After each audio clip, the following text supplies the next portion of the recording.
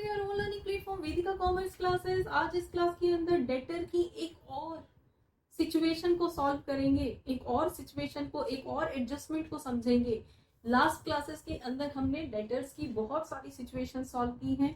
ये complete playlist आपको help करेगी उन सिचुएशंस को समझने में, क्योंकि बैड डेट और उसका प्रोविजन तो आप जब तक अकाउंट्स पढ़ोगे तब तक मिलेगी आपको सॉल्व करने के लिए।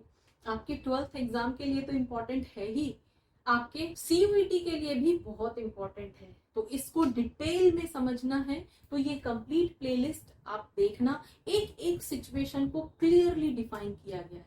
अभी हम इस क्लास के अंदर आते हैं अपने इस सिचुएशन पे, ऑल डेटर्स आर गुड। बार बार मिलता है ना क्वेश्चन के अंदर, इस बार आया है, पहले नहीं था ये स्टेटमेंट। इस साल ये स्टेटमेंट आपको बहुत सारे क्वेश्चंस में देखने को मिलेगा। जहां भी एडमिशन ऑफ पार्टनर की एडजस्टमेंट करोगे, रिटायरमेंट की एडजस्टमेंट करोगे, तो आपको ये सेंटेंस मिल जाता है। तो इसको किस तरह से रिकॉर्ड करते हैं और इसकी एंट्रीज कहाँ कहाँ होंगी, इसका मीनिंग क्या होता है, वो इस क्लास के अंदर करेंगे। तो विदाउट वेस्टिंग टाइम इसको हम स्टार्ट करते हैं। बेटा पहले इसका मीनिंग समझो। ऑल डेटर्स आर गुड, इसका मतलब क्या है? हमारे जितने भी डेटर्स थे, डेटर्स कौन थे?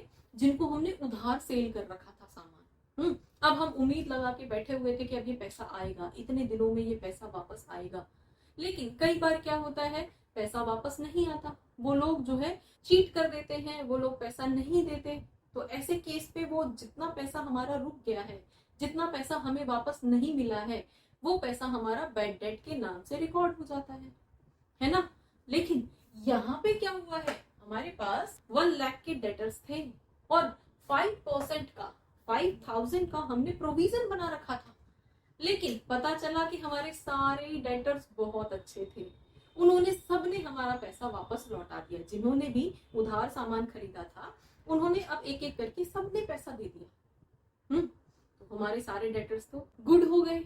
अब ऐसे केस में अगर ये हमारा प्रोविजन का जो पैसा था, ये जो 5000 हमने प्रोविजन बना रखा था 1 लाख का 5%, तो ये तो अब हमारे लिए बच गया, क्योंकि नेक्स्ट ईयर के लिए फिर से सेल होगी, फिर से क्रेडिट सेल होगी, उसमें से उनका प्रोविजन क्रिएट करेंगे तो वो नेक्स्ट ईयर में करेंगे। अभी फिलहाल जो हमने इस साल के लिए प्रोविजन बना रखा था ना, ये 5000, ये तो हमारे लिए बच गया, फायदा हो गया ना हमारे लिए। तो हुआ क्या, हमारा कैश इंक्रीज हो जाएगा। ये बिजनेस का पैसा बिजनेस में ही यूज होगा, किसी लॉस को सेटल करने के काम नहीं आएगा, है ना, क्योंकि लॉस तो हुआ ही नहीं। तो ये तो अच्छी चीज है ना हमारे लिए। तो इसको हम कहाँ रिकॉर्ड करेंगे बेटा? देखो, इसको हम, क्योंकि हमारे लिए ये फायदा हुआ है, गेन हुआ है, और इससे हमारा कैश बढ़ जाएगा। एसेट होता है कैश। तो हम यहाँ पे बाय साइड में इसको डेटर्स के नाम से, ठीक है, जो प्रोविजन फॉर डाउटफुल डेट हमने बनाया था PDD के नाम से, आप यहाँ पे शो कर दोगे कि 5000 रुपीज हमारे बच गए हैं, हमें फायदा हो गया। तो फर्स्ट एंट्री यहाँ हो जाएगी और सेकेंड एंट्री कहाँ पे होगी? सेकेंड एंट्री आपके डेटर्स में से नहीं, क्योंकि डेटर्स में तो जरूरत ही नहीं है। अब डेटर्स में से होगा क्या, ये जो आपने PDD बना रखा था ना, इसको हटा दोगे, क्योंकि अब PDD तो है ही नहीं, ठीक है। तो PDD तो अब है ही नहीं, तो आपके डेटर्स कंप्लीट जो थे 1 लाख के थे और सारे ही पैसा आपको रिकवर हो गया है, ठीक है। तो यहाँ इसको PDD के नाम से लिख सकते हो। PDD पॉजिटिव हो सकती है, ठीक है। हमारा प्रोविजन जो है वो ऑर्गेनाइजेशन के लिए पॉजिटिव हो सकता है इस केस में, जब हमारे सारे डेटर्स अच्छे हो, गुड हो। तो एक एंट्री यहाँ पे होगी और एक एंट्री जो हम यहाँ पे माइनस करते थे उसको हटा देंगे। तो अब हमारे पास पूरे 1 लाख रुपीज के ही डेटर्स होंगे, पूरे डेटर्स 1 लाख के ही रिकॉर्ड करेंगे। तो होपफुली ये सिचुएशन आपको समझ में आ गई होगी, ये सेंटेंस आपको समझ में आ गया होगा। इससे पहले हमने कई डिफरेंट केसेस किए हैं जहां पे हमें प्रोविजन क्रिएट करना सिखाया जाता है, जहां पे हमारे पास पहले से कोई प्रोविजन नहीं है लेकिन अब नया प्रोविजन क्रिएट करना है, या पहले से प्रोविजन है लेकिन बैड डेट ज्यादा हो गए उस प्रोविजन से। थर्ड केस, जहां पे हमारे पास प्रोविजन हमने ज्यादा मेंटेन किया था लेकिन बैड डेट जो है कम ही हुए हैं, तो वहां प्रोविजन में से बैलेंस बच गया, उसको कैसे सेटल करोगे।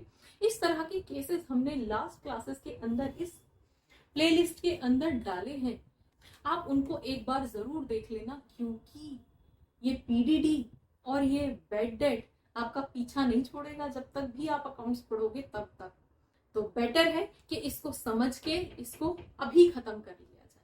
तो होपफुली आपको ये सिचुएशंस, आपको ये कंडीशन समझ आई होंगी।